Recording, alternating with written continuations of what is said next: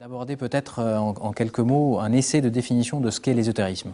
Donc on sait qu'il y a plusieurs auteurs sérieux qui se sont penchés sur la question, notamment des auteurs comme Antoine Fèvre ou Jean Borella. Pour vous, messieurs, quelles seraient les différentes caractéristiques de ce phénomène, de ce concept d'ésotérisme? C'est un phénomène très particulier parce que si on regarde les définitions officielles de l'ésotérisme, c'est d'abord quelque chose qui est retransmis et qui appartient aux mystes. C'est quelque chose que l'on ne peut pas comprendre si on n'a pas été initié. Donc ça pose tout de suite la question, qu'est-ce qu'est l'initiation, bien sûr. L'ésotérisme, si on compare l'ésotérisme, c'est-à-dire ce qui est caché par rapport à ce qui est exotérique et qui est connu, je crois que tout dans la vie est ésotérique si on ne va pas à la découverte. Toutes les sciences, les mathématiques, les religions. Ce qu'est un homme dans l'univers et quel est le parcours de l'épanouissement de l'homme dans l'univers, c'est ésotérique si on ne suit pas le chemin pour essayer de le comprendre et de le faire par soi-même.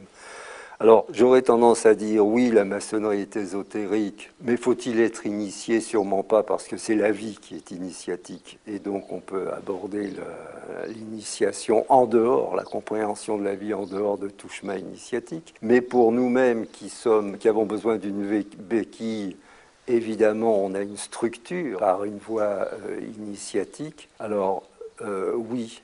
La maçonnerie est ésotérique, et non, elle ne l'est pas, car si l'initiation et la maçonnerie, c'est le développement de la conscience de l'homme, c'est pas ésotérique, il suffit de se mettre sur le chemin, de l'approfondir petit à petit, et ça n'a rien de caché, ça n'a rien de mystérieux, c'est à la portée de toute personne qui est intéressée, comme on peut être intéressé par les maths, par la photo, par les sciences. Je dirais même que la maçonnerie est une science, pas tant l'ésotérisme de ce qu'on va découvrir, mais le chemin qui conduit à cette découverte du sens de l'humain et de l'universel est très précis et très bien balisé.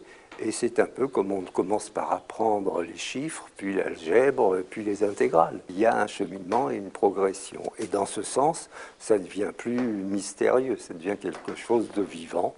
Et pour moi, alors je vais peut-être à l'encontre, mais pour moi, la maçonnerie n'est pas ésotérique, elle est très précise et elle se vit uniquement. Merci.